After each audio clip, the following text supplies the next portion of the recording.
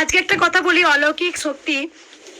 এই যে দেবাদিদেব মহাদেবকে দেখছেন, এই দেবাদিদেব মহাদেবের কিন্তু একটা ছটা আজকে বেরোচ্ছিল। এখন মাকে আমি আরতি করছিলাম, দেবাদিদেব মহাদেবের একটা অলৌকিক একটা ছটা আলো, ছটা জ্যোতি একটা বেরিয়ে আসছিল শিবলিঙ্গ থেকে। কারণ সবাই জানেন যে মায়ের পাশে যখন একটা শিবলিঙ্গ থাকে তখন কিন্তু শিবলিঙ্গ দেবাদিদেব মহাদেব কিন্তু প্রচন্ড জাগ্রত হয়। কারণ বারবার আমি বলবো যে ত্রিশূলের কথা আপনারা জানেন, সেটা কিন্তু আমরা কিন্তু ভাবি যে মায়ের, না মায়ের নয়, সেই ত্রিশূল কিন্তু দেবাদিদেব মহাদেবের। আমার হাত দিয়ে ত্রিশূল, যেটা আমার হাত দিয়ে মা আমাকে আগে আসার আগে বলেছিল তোর হাত দিয়ে একটা শিবলিঙ্গ তৈরি কর। তা আমি কিন্তু শিবলিঙ্গ তৈরি করতে পারি না।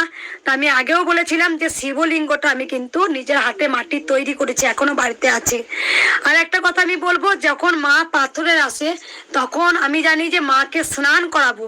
মায়ের জন্য দুধ, গঙ্গা জল, ঘি, মধু, অগ্রু, গোলাপ জল, তারপরে যা যা দিতে হয় সেগুলো দিয়ে মাকে স্নান করাবো বাৎসরিক পুজোর সময়। তা মা আমাকে ঘরে কিছুতে একটা অলৌকিক শক্তি দিয়ে আটকে দিয়েছিল, আমাকে ঢুকতে দিচ্ছিলেন না।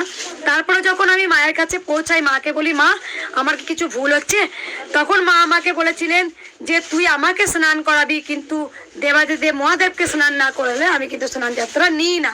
তা সত্যি বলছি, পুজোর নিয়ম আমি কিছু জানতাম না। একবার